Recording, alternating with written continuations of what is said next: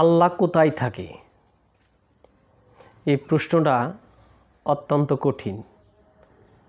সৃষ্টি রাজ্যে আল্লাহর থাকার কোথাও বিধান নাই। আল্লাহ থাকেন তার নিজ হাতে তৈরিকৃত ঘরের মধ্যে। তিনি নিজ হাতে কি তৈরি করছেন? তিনি নিজ হাতে নিজ আকৃতিতে এই মানব দেহ তৈরি করেছেন। এই মানব দেহের ভিতরেই তিনি বিরাজ করেন। আল্লাহ পাক বলেন, কুলবুল মুমিন আরশে আল্লাহ। মুমিন ব্যক্তির কলবই হচ্ছে আল্লাহর সিংহাসন। যিনি মুমিন, যিনি নিজের আমিত্বকে বিসর্জন করে দিয়েছেন, যিনি গুরুর কাছে বায়াত পড়ে মুসলমান হয়েছেন, মুত্তাকিন হয়েছেন, সাদেকিন হয়েছেন, মুমিন হয়েছেন, তার অন্তরেই আল্লাহ বিরাজ করে। আল্লাহ বলতেছেন, নাহানু আকরাবু ইলাইহে অহাবলিল ওয়ারিদ। নাহানু আকরাবু ইলাইহে অহাবলিল ওয়ারিদ, আমি তোমার প্রাণ রোগের চেয়ে অতি নিকটেই আছি। আবার বলতেছেন, আমি তোমার ভিতরে আছি, তুমি কেন আমাকে দেখো না? তাই আল্লাহ প্রত্যেকটা মানুষের মাঝেই আছে, কিন্তু ওই মানুষটাই তার সন্ধান পাইছে যিনি নিজের আমিত্বকে বিসর্জন দিয়েছেন এবং একজন কামেল হক্কানি গুরুর কাছে বায়াত গ্রহণ করার পর নফসের সাথে রুহের ফানা করেছেন। তিনি আল্লাহর সন্ধান পেয়েছেন। এই সৃষ্টি রাজ্যে যে 18,000 সৃষ্টি মাকলুকাত, এই 18,000 সৃষ্টির মধ্যে তিনি বিরাজ করেন না, তিনি বিরাজ করেন মানুষের অন্তরে। মানুষের অন্তরে তিনি বিরাজ করেন এবং মানুষের অন্তরেই তিনি থাকেন।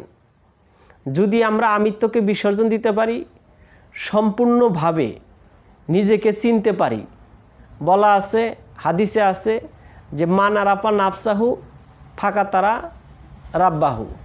যে তার নফসকে চিনছে সে তার রবকে চিনছে। যখন একজন মানুষ নিজেকে চিনতে পারবে তখনই সে আল্লাহর দর্শন পাবে, কারণ আল্লাহ তার ভিতরেই আছে। তাই আল্লাহ অন্য কোথাও থাকে না, আল্লাহ থাকে মানুষের ভিতরেই। মসজিদ, মন্দির, গির্জা, পেগোডা এইসবের ভিতরে আল্লাহ থাকার কোনো বিধান নাই এবং আল্লাহ সেই স্থানে থাকে এইসব বা কোরআন বা হাদিসে কোনো প্রমাণও নাই। আর আল্লাহ স্পষ্ট ভাষায় বলে দিয়েছেন যে আমি মানুষের ভিতরে আছি, কিন্তু মানুষ আমার সন্ধান জানে না। ছোট্ট একটা গল্প, যখন হরিণের নাভিতে যখন কুস্তুরি জন্মে, তখন এই নাভির থেকে একটা ঘ্রাণ বের হয়। এই ঘ্রাণের সন্ধানে হরিণ এদিক সেদিক ছুটতে থাকে। ছুটতে ছুটতে এমন একটা পর্যায়ে যায়, সে হয়রান হয়ে যায়, ক্লান্ত হয়ে যায় এবং সে হার্টফেল করে মারা যায়।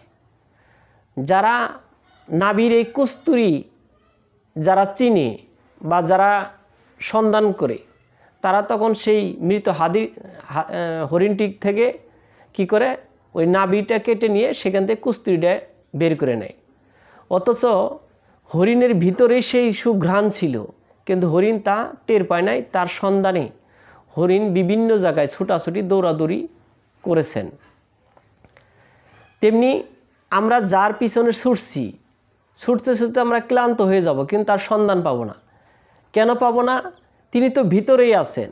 ভিতরের সন্ধানটা পাইতে গেলে একজন কামেল হক্কানি পীরের কাছে যাইতে হবে। এই কামেল হক্কানি পীরের কাছে গেলে আমরা তার সন্ধান পাব। তাই আল্লাহ যেহেতু আমাদের ভিতরে বিরাজ করছেন, শুধু তার সঠিক যে পাওয়ার যে বিধান